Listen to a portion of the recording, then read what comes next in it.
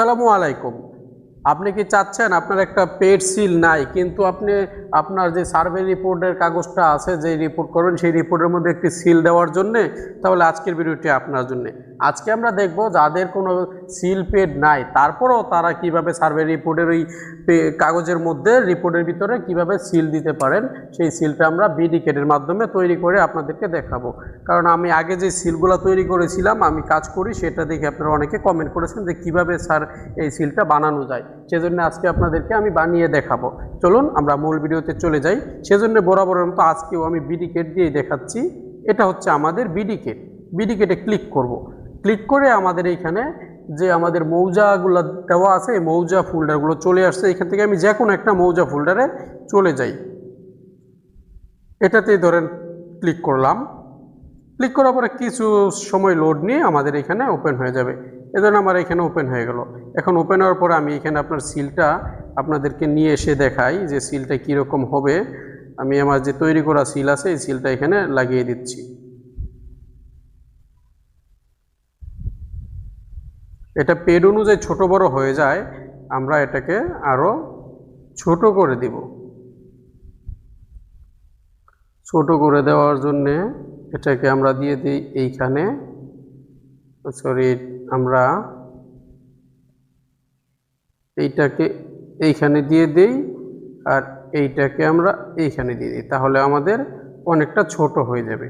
এই দেখেন আমাদের কিন্তু সার্ভে সিলটা যে এইখানে চলে আসছে। আমরা চাইলে এটাকে আরও ছোট বড় করে দিতে পারবো, কারণ এখন আমার এইখানে সিলটা থাকবে এবং উপরে আমি আমার সিগনেচার করতে পারবো। অথবা আমি আরেকটু যদি ছোট করে দিই, এটা এইখানে দিয়ে আর এইটা আমি এইখানে দিয়ে দিই, তখন আমার আরেকটু ছোট হয়ে গেল। এখন আমি এটাকে মুভ করে নিচের দিকে নিয়ে এই যে এখানে রাখলাম। এই যে এখন আমার এই যে ফাঁকা জায়গা, এখানে আমি সিগনেচার দিয়ে দিব আর এখানে আমার সিল থাকলো। এটা কিন্তু একটা সুন্দর প্রফেশনাল লাগে। আমি কিন্তু এটা আমার সিল দিয়ে মারতে হয় না। আর ওই সময় সিল দিয়ে আমরা যখন এখানে সিল মারি তখন ওইটা ক্লিয়ার হয় না। আর এটা এখানে কিন্তু লেখাগুলো একদম ক্লিয়ার। আচ্ছা, এটা কিভাবে আমরা বানাবো সেই প্রসেসটা আপনাদের আজকে দেখাবো। সেজন্য আমরা প্রথমে ধরেন যে কোনো জায়গায়, আমরা এখানে বিডিকেটের যে কোনো একটা জায়গায় থাকবো। এই যে এখানে ধরেন ফাঁকা জায়গা, এখন আমরা এখানে লিখব। লেখার জন্য অবশ্যই আমাদের কনভার্টার ইউজ করতে হবে। আমাদের যেই অব্র বিজয় কনভার্টার আছে, এই যেটা হচ্ছে আমাদের বিজয় টু অব্র কনভার্টার। এই কনভার্টারে আমরা বাংলা কনভার্ট করে লিখতে হবে। এখন আমরা এই যে এখানে ইউনিকোডের এইখানে বাংলা লিখব। ধরেন সার্ভেয়ার। এখানে আমি প্রথম যে লাইনটা লিখতে হবে এটা লিখলাম। লেখার পরে এই যে এখানে কনভার্ট আছে, এই কনভার্টে ক্লিক করব। কনভার্টে ক্লিক করার পরে কিন্তু আমার এই যে নিচে দেখেন লেখাটা চলে আসছে। এখন আমি এখানে যে কপি লেখা আছে এই কপিতে ক্লিক করব। ক্লিক করলাম। এখন আমি বিডিকেটে চলে যাব। আমাদের বিডিকেটের এখানে আমি নতুন একটা টেক্সট নেব। টেক্সট নেওয়ার জন্য যে প্লাসে ক্লিক করব। প্লাসে ক্লিক করে এখান থেকে এই যে টেক্সট নেব। নিয়ে এখানে যে কোনো জায়গায় ক্লিক করে এখানে আমি ওই লেখাটা পেস্ট করে দিব। পেস্ট করে দিলাম। এই যে এখানে দেখেন সার্ভেয়ার লেখাটা চলে আসছে। এখন সার্ভেয়ার লেখাটা চলে আসছে, এটাকে আমি বড় আছে থাকুক। এখন পরে এটাকে আমি কপি করে ক্লোন করে নিলাম। ক্লোন করে এখানে বসিয়ে দিই। এটাকে আমার একটু ছোট করতে হবে ওইটার তুলনায়। এটার তুলনায় এটা ছোট করতে হলে আমি এখানে মার্কিং করে টেক্সটে যাই। টেক্সটের হাইট 120, ধরেন আমি 100 দিয়ে দিই। 100 হবে না, এটা ধরেন 80 দিয়ে দিলাম। তাহলে একটু ছোট হয়ে গেল ওইটার তুলনায় এটা। এখন আমার পরের লেখাগুলো আরেকটু ছোট করব, সেজন্য আবার ক্লোন করে এখানে আরেকটা নিচে নিয়ে নিলাম। এখন এটাকে আমি আরেকটু ছোট করে দেবো। এটা আরেকটু ছোট করে এটা প্রপার্টিসে গিয়ে এটাকে আমি 60 করে দিই। ধরুন এটাকে আমি 60 করে দিলাম। এখন কিন্তু আমার 3 ধাপের লেখাগুলো হয়ে গেল। এটা বড়, মাঝারি, ছোট। এখন আমি এখানে লিখব। লেখার জন্য আবার প্রথম লাইনটা আমার এখানে কিন্তু সার্ভেয়ার লেখাটা হয়ে গেল। দ্বিতীয় যে লাইনটা লিখবো এখানে আমি ওই আবার ইউনিকোড কনভার্টার থেকে আমি এটা কনভার্ট করে নিয়ে আসি। এই যে ইউনিকোডে আসলাম। এখন আবার আমি এখানে লিখব সার্ভেয়ার। এখন আমার নামটি লিখব আবিদ হাসান। এখন আমি আবার এই কনভার্টে ক্লিক করব।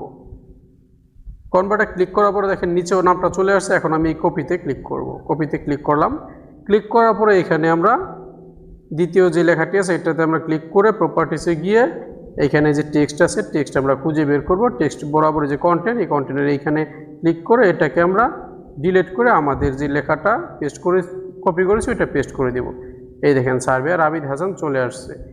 এখন বিষয় হচ্ছে আমার পরের লাইনটা আমি কি লিখব? পরের লাইনটা আবার আমি কপি করে ওইখান থেকে নিয়ে আসবো, ইউনিকোড থেকে এইখানে লিখব। এখন আমি লেখাটি লিখলাম, লেখার পরে দেখেন নিচের দিকে আবার লেখাটি চলে আসছে। এখন আমি এখানে কপিতে ক্লিক করব। কপিতে ক্লিক করলাম, ক্লিক করার পরে কপি হয়ে গেছে। এখন আমি তৃতীয় লাইনে এটা বসিয়ে দিব। এখানে টেক্সটে গিয়ে আগের যে টেক্সটটি আছে ওইটাকে ডিলিট করে এখানে আমি কপি করা লেখাটা বসিয়ে দিলাম। এখন আমার আরেকটি লাইন হবে, সেই লাইনটা আবার এখানে আমি ক্লোন করে এই লাইন থেকে আরেকটা লাইন করে নিই। তারপরে আবার আমি ওই ইউনিকোড কনভার্টার ওইখান থেকে আমি ঠিকানাটা লিখে নিয়ে আসি। আমার ঠিকানাটি লিখলাম। এখন আমি এই যে কনভার্টে ক্লিক করব। কনভার্টে ক্লিক করলাম, দেখুন কপি এখানে চলে আসছে, নিচের দিকে লেখাটা চলে আসছে এখানে। এখন আমি কপি করব। কপিতে ক্লিক করলাম, ক্লিক করার পরে এখন আমি লাস্টের লাইনে আমরা এটা দিয়ে দিব। লাস্টের লাইনে এটাকে আমি পেস্ট করে দিচ্ছি। এখন আমার সবগুলো লেখা চলে আসছে। এখন আমি লেখাগুলোকে ছোট বড় করে সাজিয়ে নিই, তাহলে আমার সুবিধা হবে সাজিয়ে নিলে। আমার এই যে এটার মতো করে, এই যে দেখেন এটার মতো করে আমি সাজিয়ে নিব। সাজানোর জন্যে এই লেখাটাকে আমরা আরও ছোট করতে হবে। সার্ভেয়ার এই লেখাটাকে আমি আরও ছোট করার জন্যে একটা একটা মার্ক করতে হবে। সার্ভেয়ার লেখাটাকে ছোট করি, 120 ধরেন, এটা আমি 100 দিয়ে দিলাম। 100 না 90 দিই, 90 দিলাম, আর ওইটা 80 থাকলো। তাহলে এই দুইটা মোটামুটি বসলো। এখন পরের লেখাটা, এই দুইটা লেখা আমার আরেকটু ছোট করে দিতে হবে। এটা 60 আছে, 50 করে দিলাম। এখন দেখি আমার কিরকম দেখা যায়।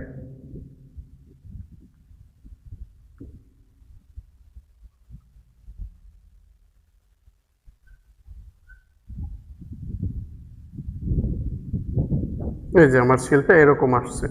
এখন আমার নামটা আরো ছোট করে দিতে হবে, নামটাকে আরো ছোট করে দিতে হবে। এখানে 80 আছে, 70 করে দিই, 65 করে দিই, তাহলে লোকটা ভালো আসবে।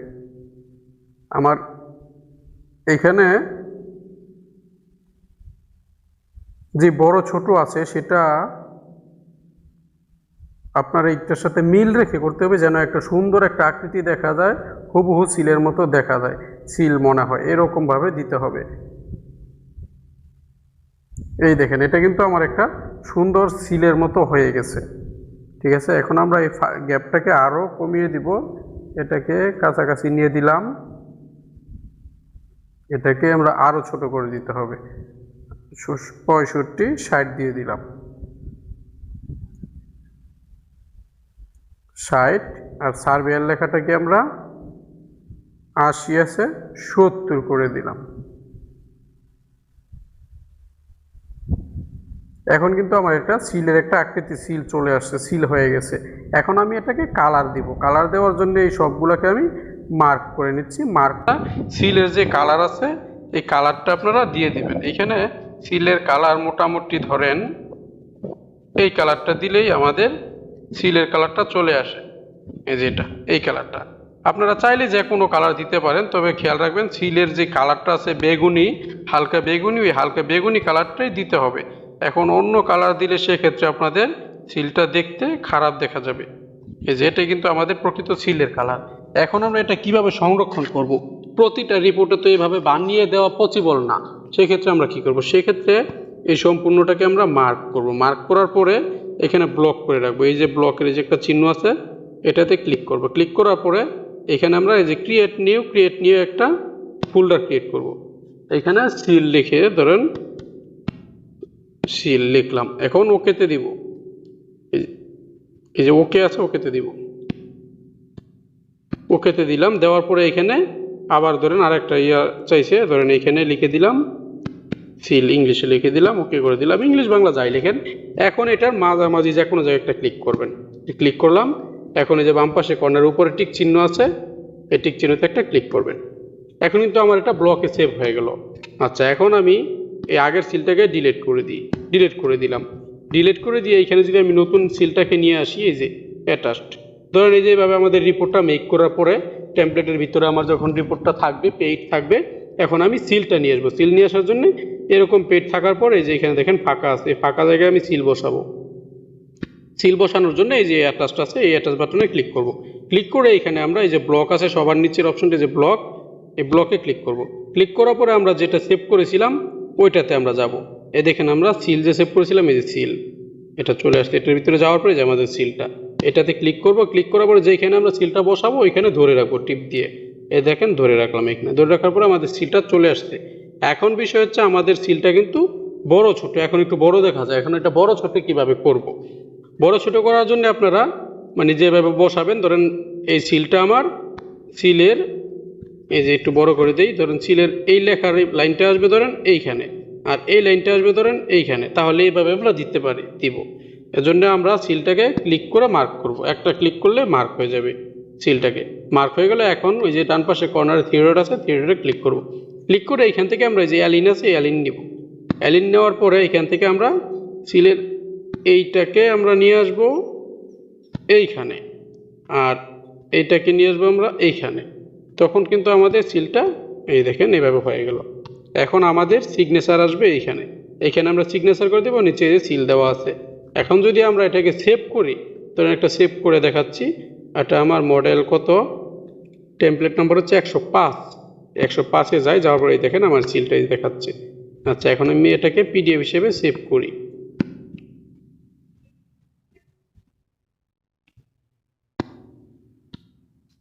পিডিএফ সেভ করার জন্য এই লেটার আছে, লেটারটাকে আমরা A4 করে দিই। A4 সাইজ যেহেতু আমরা করব, পিডিএফে দিলাম, যা লেখা আছে তাই করে দিই। এখানে নতুন কিছু লিখতেছি না, আপনাদের শুধু দেখানোর জন্য।